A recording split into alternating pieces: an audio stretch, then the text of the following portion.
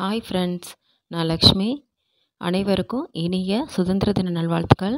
இன்றைக்கி நம்ம ஸ்ரீலங்கனோட ஒரு ரவா ஸ்வீட் ரெசிபி தான் பார்க்க போகிறோம். ரொம்ப மிருதுவாக, டேஸ்ட் ரொம்ப அருமையாகவே இருக்கும். ரொம்ப சாஃப்டாகவும் இருக்கும். நீங்கள் செஞ்சு பாருங்கள். வீடியோக்குள்ளே போகிறதுக்கு முன்னாடி நம்மளோட கேஹெச் கியூட்டிஸ் சேனல் ரெசிபியை மறக்காமல் சப்ஸ்கிரைப் பண்ணிக்கோங்க. பக்கத்தில் இருக்கிற பெல் ஐக்கானை கிளிக் பண்ணிக்கோங்க. வாங்க வீடியோக்குள்ளே போகலாம்.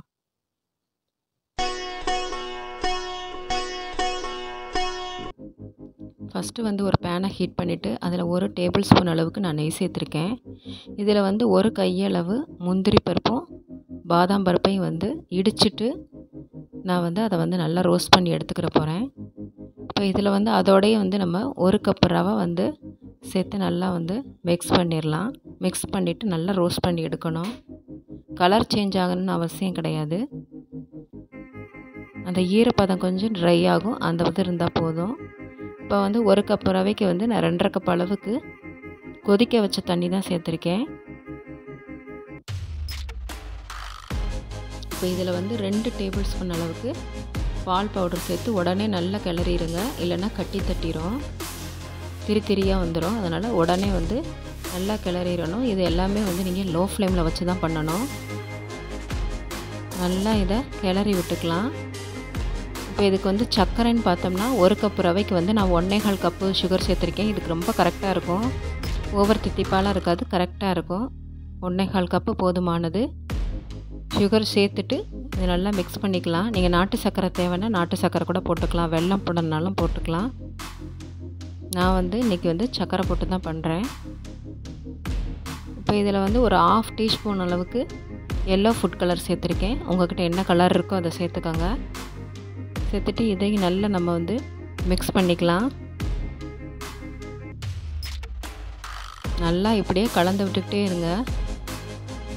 இது லோ ஃப்ளேமில் வச்சு தான் நம்ம பண்ணுறோம். ஹை ஃப்ளேம் வேண்டாம், அடி பிடிச்சிரும். லோ ஃப்ளேமில் வச்சே பண்ணுங்கள். நல்லா இந்த மாதிரி கலரி விட்டுக்கிட்டே இருக்கணும்.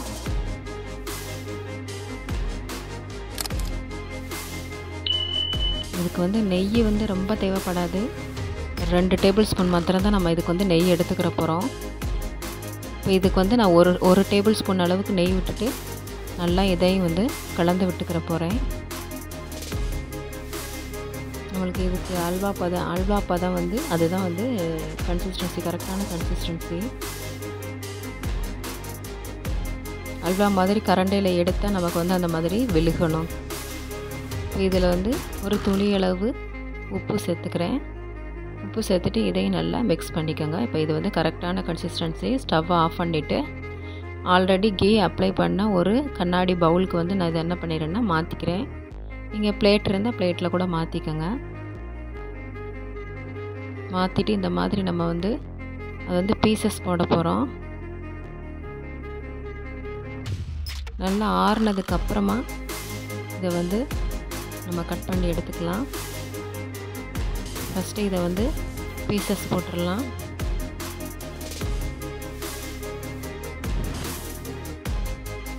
உங்களுக்கு என்ன விதமான ஷேப்ஸ் தேவையோ அந்த மாதிரி நீங்கள் கட் பண்ணிக்கோங்க.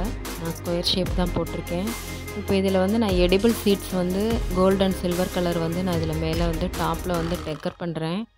நீங்கள் நட்ஸ் இருந்தால் நட்ஸ் போட்டுக்கலாம், சாஃப்ரான் இருந்தால் சாஃப்ரான் போட்டுக்கலாம்.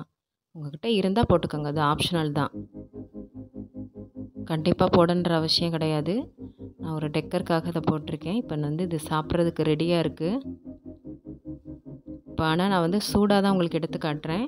இது இன்னும் ஆறுனதுக்கப்புறம் நமக்கு நல்லாவே அந்த ஸ்லைஸ் கொஞ்சம் கூட பிசுறு தட்டாமல் நல்லா கிடைக்கும். நான் உங்களுக்கு இப்போதைக்கு காட்டன்றதுக்காண்டி சூடாக அப்படியே தான் எடுத்து காட்டுறேன். பாருங்கள், சூடாக எடுத்து காட்டும் போதே எவ்வளோ அழகாக விழுந்திருக்கு பீசஸ்ன்னு பாருங்கள். நான் ஆறுனதுக்கப்புறம் ரொம்ப அழகாகவே பிசுறு இல்லாமல் விழுகும். டேஸ்ட் ரொம்ப அருமையாகவே இருக்கும். நீங்களும் மறக்காமல் உங்கள் வீட்டில் இந்த ஸ்வீட்டை செஞ்சு பாருங்கள். மறக்காமல் நம்மளோட சேனலுக்கு சப்போர்ட் பண்ணுங்கள். தேங்க்யூ ஃபார் வாட்சிங் ஃப்ரெண்ட்ஸ்.